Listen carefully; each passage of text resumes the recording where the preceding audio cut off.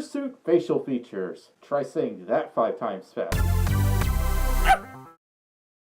Hi everyone, my name is Stormi the Folf, and today I want to talk about more ways that you can spice up the way your fursuit looks. Fursuit facial features.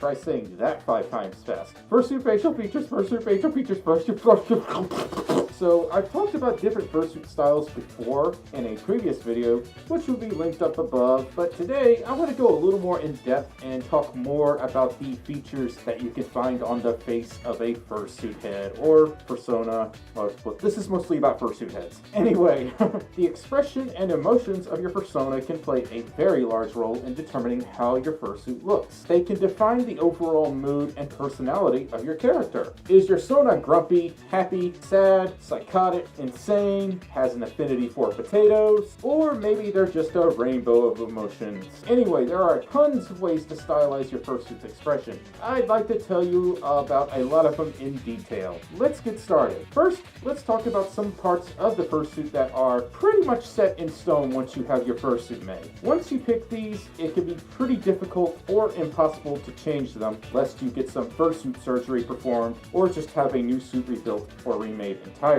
Mouth shapes. This is pretty much the basis of the fursuit's expression, second to only the eyes. Kind of like the bread and butter. This part will really set the tone of your fursuit's emotions. Will it be happy, sad, angry, confused?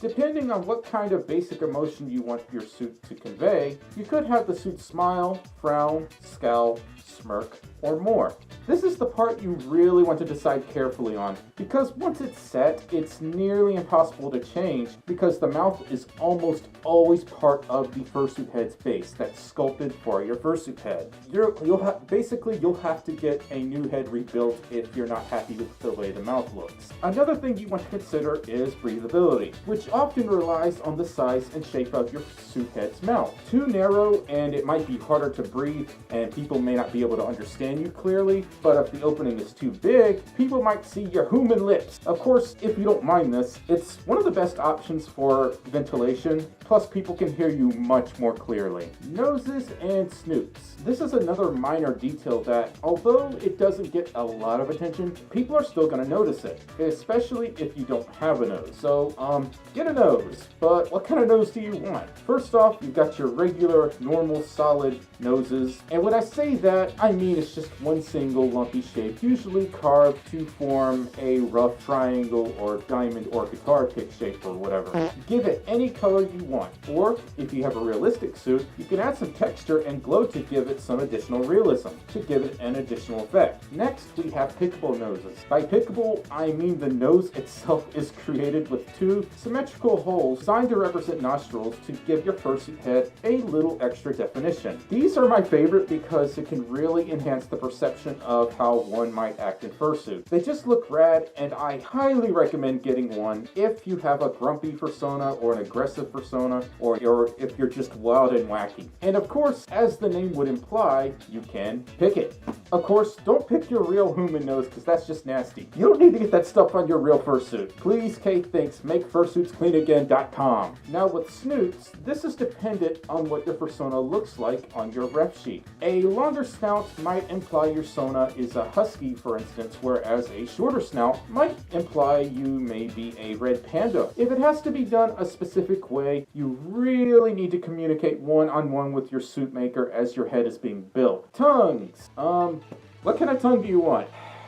That sounded so wrong. But yeah, if your persona likes to blep, this part is pretty important. And in my opinion, it's important for most persona designs to incorporate in general. It doesn't get as much attention as, say, the eyes or the ears, but it can still play a role in how you express yourself in suit. If you're like me, maybe you just want to get a normal fursuit tongue with the color of your choosing. Or if your persona is just really wacky, wild, and out of control, you might opt for a much longer tongue, or better yet, a modular one. Yes, switchable tongues are a thing on some fursuits. A good example, Majira's new fursuit head allows for this. He actually has 3 or 4 replaceable tongues. That might sound kind of weird and creepy to some, but to me, that's really cool. Fangs, or teeth. This is one little aspect of the fursuit that could have complete opposite effects on the expression as a whole. For example, your fursuit could have some really gnarly looking fangs. This can give your fursuit a very fearsome and intimidating appearance. Conversely, however, if done right, adding a snaggletooth fang can give your suit a really adorable touch. Or if you really do things right, you can make it look intimidating and adorable. I wonder if intimidorable is a word. Well,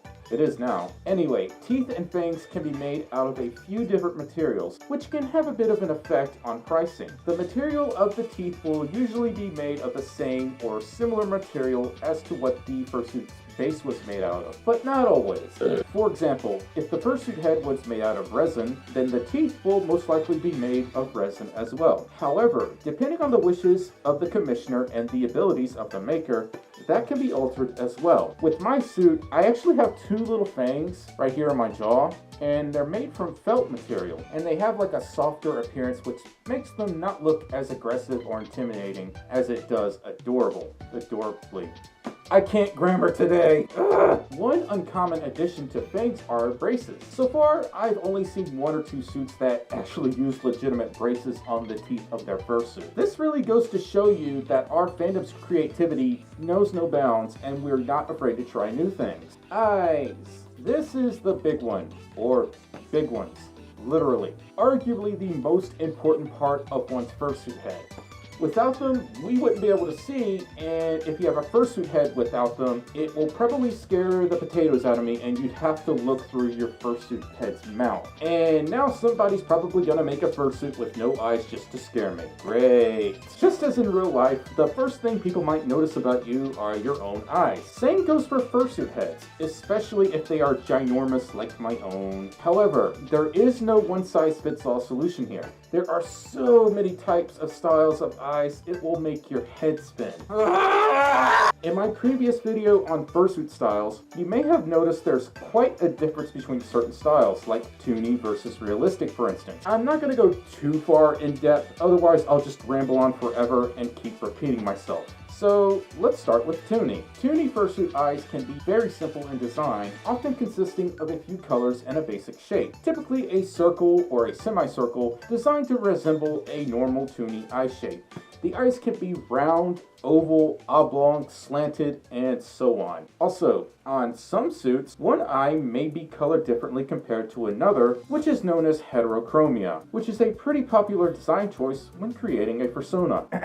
And before anyone calls me uncreative for having 2 differently colored eyes, there is actually a story behind mine. But that's for another video. Some Sona designs, however, take another approach with the eyes. Let's say your persona is a wolf. One thing you might try is changing the iris to a moon design, for instance, since, you know, wolves howl at the moon, I think. It's referenced in ancient wolf literature, and that's all I know. And then, of course, there's Frankie. Frankie with his LimeWire looking eyes. So for those of you that are old enough to remember what LimeWire is, yeah, I'm always reminded of LimeWire when I look at Frankie's eyes. Maybe you could download an MP3 through them or something. Nah, but seriously, they're really cool, and the way the eyes are angled really matches personality well. Okay, so let's say you really like pizza, like I do. You could replace the iris with a pizza pie pattern. See where I'm getting at? There's a lot of wild and wacky designs out there, and many that just haven't been conceived yet. Don't be afraid to try something new, but at the same time, you really want to have a visual example of your persona first before you just make it a fursuit with pizza eyes, because, you know, that may not work out as well as you imagine it would. There are also psychedelic eye designs. Beauty of the Base's fursuit is an excellent example of this at work. Their eyes are just so trippy to look at, almost like you're being sucked into a void or something. Speaking of trippy eyes and swirls, many fursuit heads come equipped with Follow Me eyes. Follow me, set me free. I can't sing. Follow Me eyes are constructed in such a way that, well, they appear to be following your every move. It could be creepy to some, but really cool to others. Personally, I think they're really rad, and I am super happy my fursuit head was built with them. Notice how I turn from side to side, up and down, and it looks like they follow you no matter what. There is no mechanical engineering here, no electronics of any sort. It's just a simple optical illusion. And then there are eyelashes. Depending on how they're shaped or curved, they can also add some pizzazz to your persona's mood and better present your persona's personality traits. And something you may have noticed, at least with Dutch Angel Dragons anyway, is that solid white eyes with black outlines are pretty popular. Not all Dutchies have these eyes, however. And then there are also realistic eyes, which, as the name would imply, are based on realism to make your fursuit look more like a real-life animal. Typically used on realistic or semi-realistic fursuit heads. Again, not going to go too far into detail, otherwise this video will never ever end. And then there are also LED eyes and mechanical eyes, although these additions can really weigh down the price of your fursuit since they're more specialized. Again, I've talked about them before in my Fursuit Tech video, so if you really want to check that stuff out, I'll include a link up here and in the description. Hairstyles, wigs, the thing I have to get cut once in a while when I'm not in suit. Of course, don't cut your fursuit's hair, please, and thank you. But just it won't grow back, so don't do that. I wouldn't say this is an absolute necessity with getting a fursuit since you're already covered in so much fur, like with Dutchies for instance, because they tend to have horns that basically fill in the otherwise empty space on top of your fursuit head. But for canines, you'll probably want at least a little bit of head floof. Mohawks and tufts, like what I have, are a pretty popular choice, but remember, there are a lot of other hairstyles to choose from. You can get actual human hairdos on your fursuit. I've heard of suit makers actually using wigs in place of sewing in a chunk of floof, but this can require a lot of careful dexterity, and that, of course, often adds to the cost and time of making a suit. Ears! As I try to show you, ears. I'm not going to talk too much about this, but when you get a suit made, some makers will offer the option between regular stiff ears, semi-floppy ears, and then my kind of ears, which are just super floppy, and they flop at even the slightest of movements. There are pros and cons to each type. Most notably, floppy ears will need repair sooner than standard ears, but normal standard ears can usually take a little more wear and tear before they need work. Floof! Face floof.